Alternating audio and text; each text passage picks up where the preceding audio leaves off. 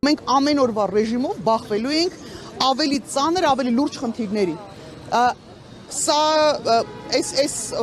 ակցիային նաև մասնակցելը մեր ուղղակի բան չէր, հա, ուղղակի սատարում չէր, սա մեր օրինակ իմ գործունեության տրամաբանական շարունակությունն է։ Մարդ, որը 25 տարի զբաղվել է իրավապաշտպան գործունեությամբ եւ միշտ խոսել է բանակի խնդիրների մասին,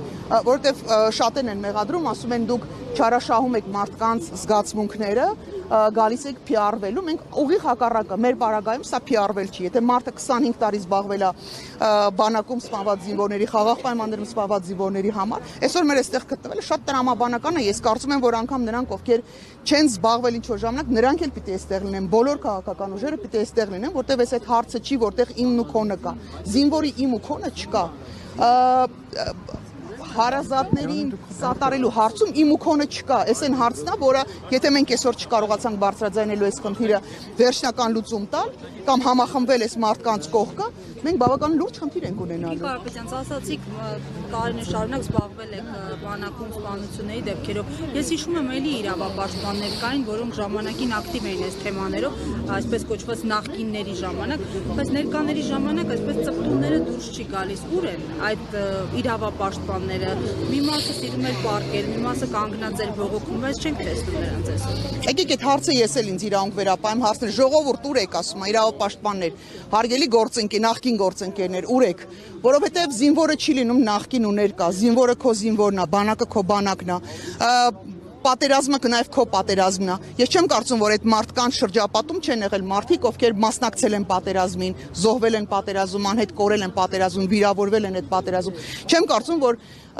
իմ նախկին գործունեության ոլորտից մարդիկ կան, ովքեր Արցախում երբեք չեն եղել, չեն շփվել, չեն ճանաչում մարդկանց, ունեզրկված, ցեղասպանված մարդկանց չեն ճանաչում։ Ժողովուրդ, հարցը ես էլ եմ տալի, ուր եք։ Ուր եք, որովհետև սա հենց ձեր ուղիղ աշխատանքի մեջ է մտնում։ Մարդու իրավունքների մասին է խոսքը։ Ծնողը երեխային տվել է պետությանը ու իրան անգամ տեղյակ չեն պահում, չեն կներեք բառի համար լայախ չեն անում բացատրել, թե ինչ գործունեություններ ակցիա, ով է մեղավոր եղել, ում պատասխանության հարցն են բարձրացրել եւ առհասարակ այս խնդիրը ոնց են պատրաստվում լուծել։ Ուղղակի մարդկանց հերթական անգամ ցավում են, բայց այս միակ խումբը չի մարդկանց, ովքեր մոլորության մեջ են եղել, բազմաթիվ այլ խմբեր, նորից հիշեցնեմ, Սևազգեստ մայրերն են եղել, որ մոլորության մեջ են պայել, խաբել են, մի բանի համար, որ այդ մարդիկ փողոցում չլինեն։ Նույնն էլ այս խումբ մարդկանց իրենք ուղղակի չտեսնելու փողոցում չտեսնելու համար իրենք ուղղակի առաջարկեցին լսումներ, ինչի չգիտեին, Անդրանիկ Քոչարյանը 1000 տարվա քաղաքական process-ների մեջ կամ պետական մարմինների հետ աշխատող մարդայինքը չգիտի, որ կա ժամկետներ, շատ լավ գիտի, որ կա ժամկետներ, կամ իրենց եթե պետք լիներ ինչ-որ բան ժամկետ տանց,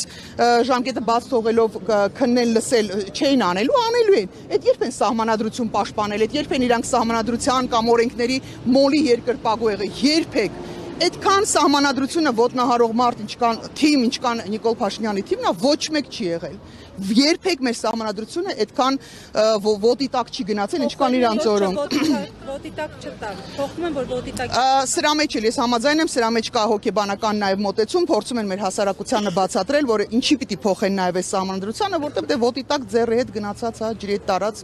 ջրի բերած, ջրի տարած սահմանադրությունը, դրա համար մենք պիտի ընդունենք այն սահմանադրությունը, որը մեզ կտա, չգիտեմ, ինչ կտա։ Բացի պատերազմից եւ իրավունքներից հրաժարումից ոչ մի բան չի տալու, բացի նվաստացումից, բացի հայկականության վերացումից, մեր ինքնության վերացումից ուրիշ ոչ մի բան չի տալու։ Ցավում եմ, բայց Հիմա տեսեք, դուք եւս եք քաղաքական ուժ եք ձևավորել, մասնակցում եք ընտրություններին, ուզում եք իշխանության գաք, փաստորեն ուզում եք պատերազմ բերեք մեր կողքին։ Բնականաբար ոչ, որևէ adekvat մարդ, որևէ քաղաքական ուժ, որևէ կին, մայր, երեխա ունեցող տղամարդ, որևէ մեկը պատերազմ չի ուզում, բայց պատերազմ չստանալու համար դու պիտի ճշգրիտ քայլեր իրականացնես։ Դու չես կարող քո իրավունքներից հրաժարվելու ճանապարհով գնալով ստանաս խաղաղություն, դա հնարավոր չի։ Այն տրամաբանությունը, որով առաջնորդում է Նիկոլ Փաշինյանը, դա զրո երաշխիք է բերում մեզ պատերազմ չլինելու հարցում։